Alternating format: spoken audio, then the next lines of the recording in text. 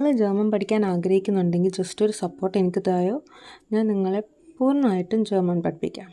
Okay, അപ്പം ഞാൻ എന്നെ തന്നെ ഒന്ന് സെൽഫ് ഇൻട്രൊഡ്യൂസ് ചെയ്യുവാണ്. അപ്പം എല്ലാവർക്കും ആദ്യം ഒരു ഹലോ ഇരിക്കട്ടെ.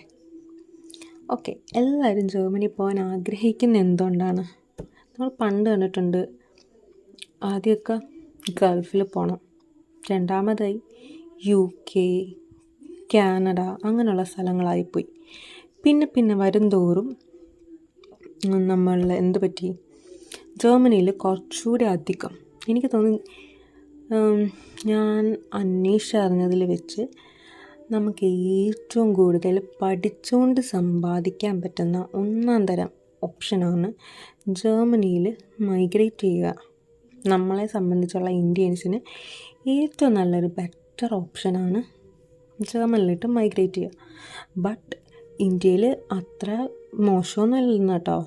നമുക്ക് നാട്ടിൽ നിന്ന് ജോലി ചെയ്യാനും പറ്റും.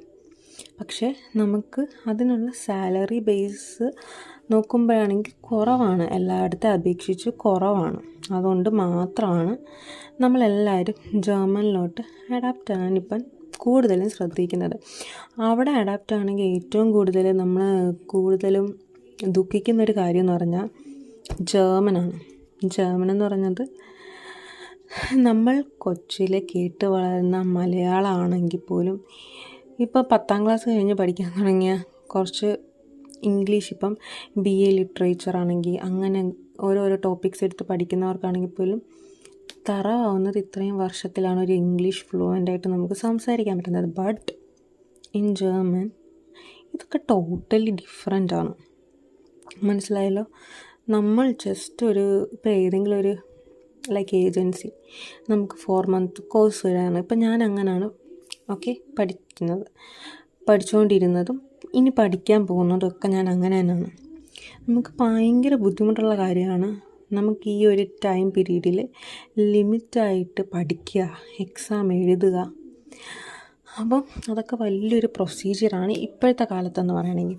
സോ നമ്മൾ ഹാർഡ് വർക്ക് ചെയ്ത് നമ്മുടെ പ്രൊനൗൺസിയേഷൻ കറക്റ്റായി നമ്മുടെ കേപ്പബിലിറ്റിക്കൊത്ത് നമ്മൾ മൂവ് ചെയ്യുകയാണെങ്കിൽ, നമ്മുടെ വിഷൻ എന്താണോ, ഡ്രീം എന്താണോ, എല്ലാത്തിനും മൂവ് ചെയ്യുകയാണെങ്കിൽ നമുക്ക് ഉറപ്പായിട്ടും സക്സസ് ചെയ്യാൻ പറ്റുന്ന ഒരു കാര്യമാണ് ജർമ്മനിൽ.